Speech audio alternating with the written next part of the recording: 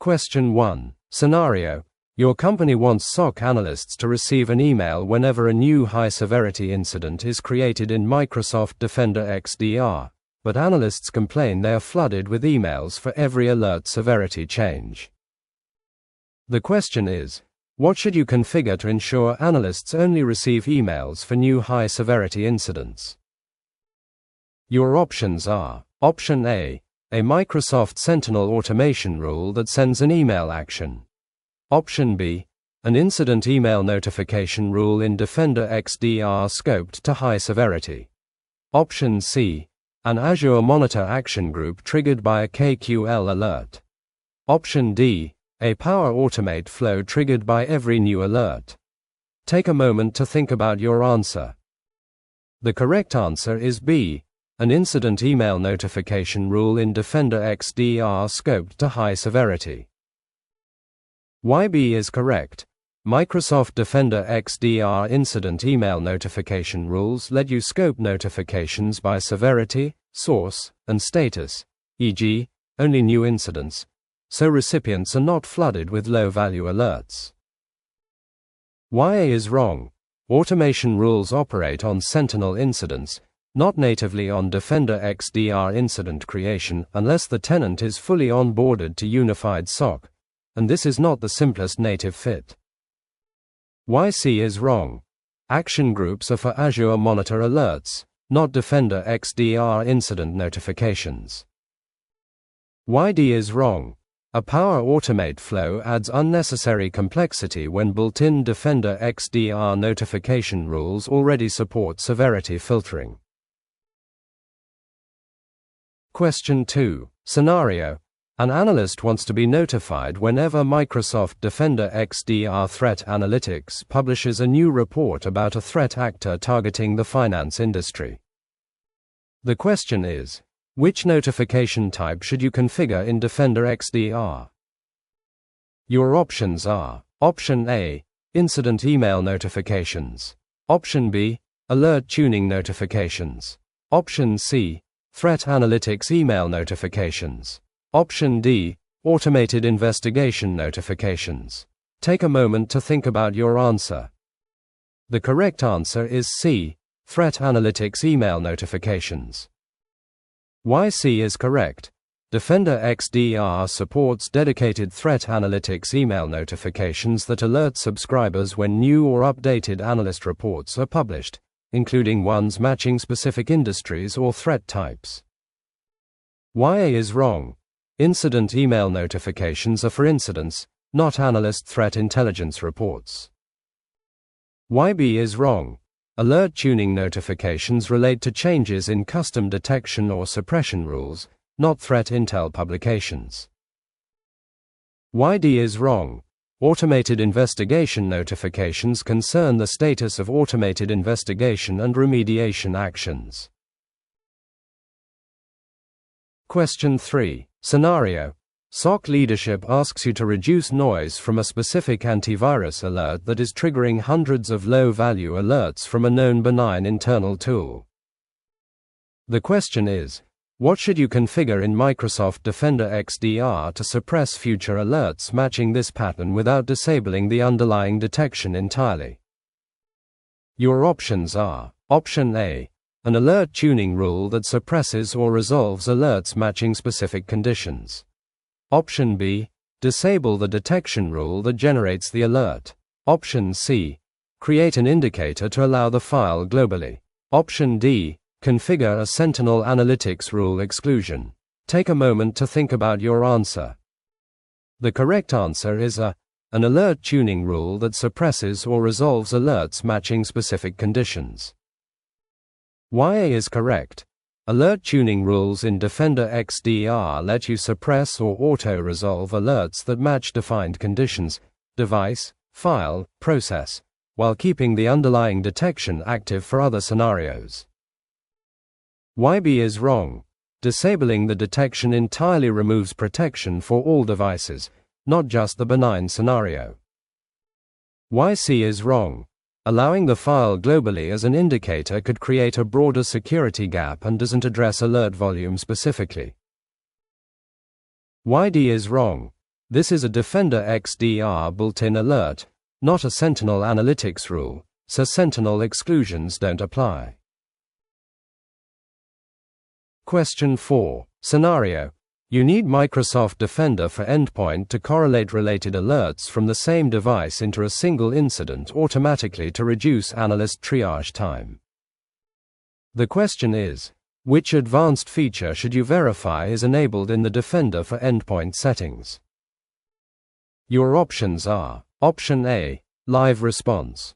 Option B, Automated Investigation. Option C, Custom Network Indicators. Option D, Automatic Incident Correlation, Grouping of Related Alerts. Take a moment to think about your answer. The correct answer is D, Automatic Incident Correlation, Grouping of Related Alerts.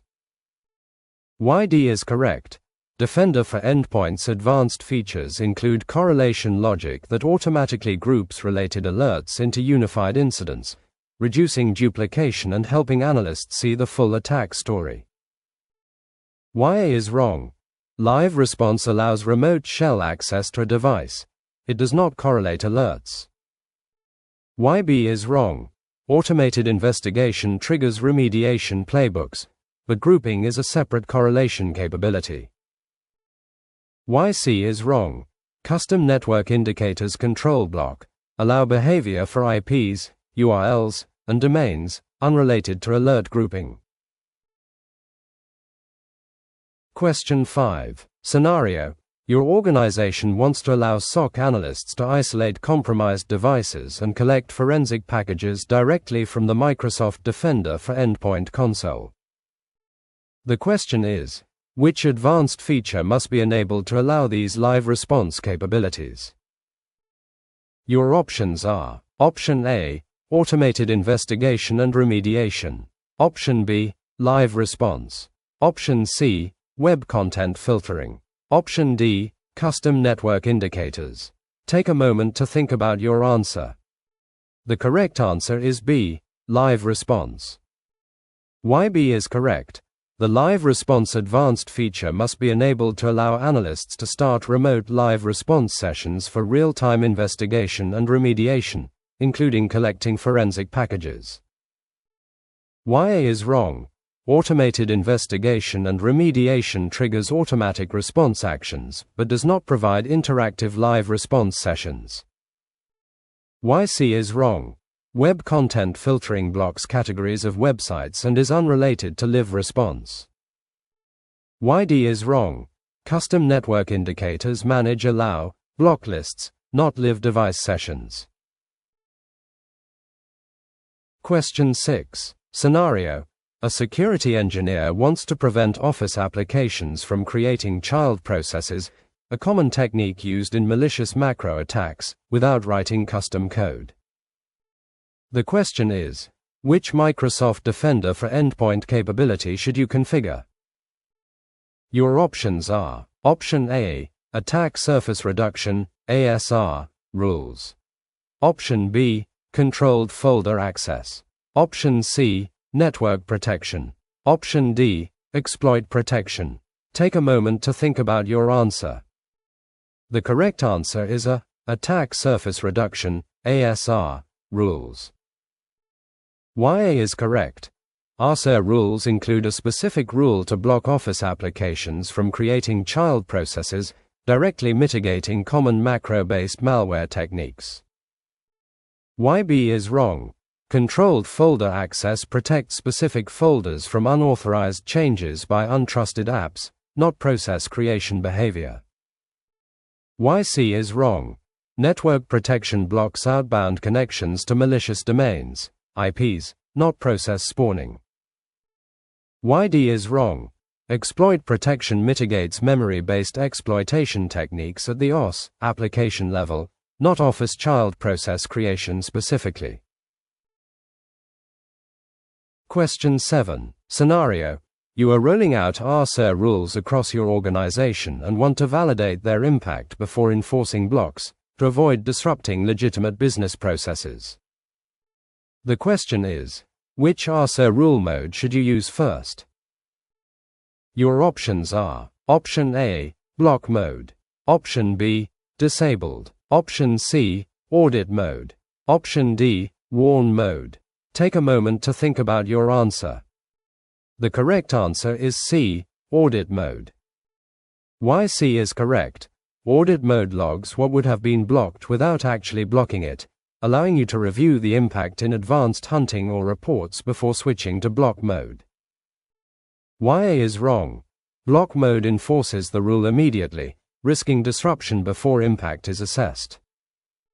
Why B is wrong? Disabled provides no data about potential impact at all. Why D is wrong? Warn mode prompts the end user with an option to unblock, which is a later rollout stage, not the initial validation stage. Question 8. Scenario. Your SOC wants custom telemetry from a line of business applications log files to be collected by Microsoft Defender for Endpoint for advanced hunting, beyond the default event types. The question is, which feature should you configure? Your options are: Option A, Attack Surface Reduction Rules. Option B, Automated Investigation. Option C, Device Health Reporting. Option D, Custom Data Collection using Device Configuration Profiles or Custom Detection Data Sources. Take a moment to think about your answer. The correct answer is D, Custom Data Collection using Device Configuration Profiles or Custom Detection Data Sources. Why D is correct? Defender for Endpoint supports custom data collection settings, via configuration rules, to extend telemetry ingestion for advanced hunting beyond default event types, enabling visibility into custom application logs. Why A is wrong? RSA rules block risky behaviors. They do not collect custom telemetry. Why B is wrong? Automated investigation handles remediation workflows, not raw data collection. Why C is wrong? Device health reporting focuses on sensor and OS health status, not custom application telemetry. Question 9. Scenario. Your organization has multiple device groups in Microsoft Defender for Endpoint and wants Tier 1 analysts to only be able to run automated remediation actions on the workstations, low-risk group, while Tier 3 analysts manage servers. The question is, what should you configure to enforce this access boundary? Your options are: Option A, Device Groups with Role-Based Access Control, RBAC, permissions assigned per group. Option B, a single global administrator role for all analysts. Option C, conditional access policies scoped to device compliance. Option D, attack surface reduction rule exclusions. Take a moment to think about your answer. The correct answer is A, device groups with role-based access control, RBAC, permissions assigned per group. Why A is correct? Defender for Endpoint device groups combined with RBAC roles allow you to scope which analysts can view or take action on specific sets of devices, enforcing tiered access boundaries. Why B is wrong? A single global admin role grants excessive access to all analysts, violating least privilege. Why C is wrong? Conditional access governs authentication and sign-in, not Defender for Endpoint action permissions. Why D is wrong? RSA exclusions control rule scope for protection features, not analyst RBAC permissions. Question 10. Scenario. You want Microsoft Defender for Endpoint to automatically remediate common malware findings on servers without analyst approval, but require analyst approval before remediation actions run on executive laptops. The question is, what should you configure to achieve this differentiated behavior?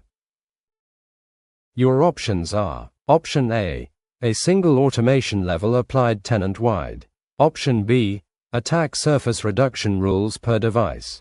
Option C, different automation levels, e.g., full versus semi, assigned per device group. Option D, live response scripts scheduled via Power Automate. Take a moment to think about your answer. The correct answer is C, different automation levels, e.g., full versus semi, assigned per device group. Why C is correct. Device groups let you assign different automation levels: full automation, semi-automation requiring approval, or no automated response. Per group, so servers can remediate automatically while executive devices require analyst review. Why A is wrong. A single tenant-wide automation level cannot differentiate behavior between servers and executive laptops. Why B is wrong. RSA rules govern attack surface reduction behaviors, not automated investigation approval levels. Why D is wrong. Live response scripts are manual, triggered actions, not the mechanism for setting automation approval levels. Quiz complete. You have reviewed all questions and their full explanations. Great work.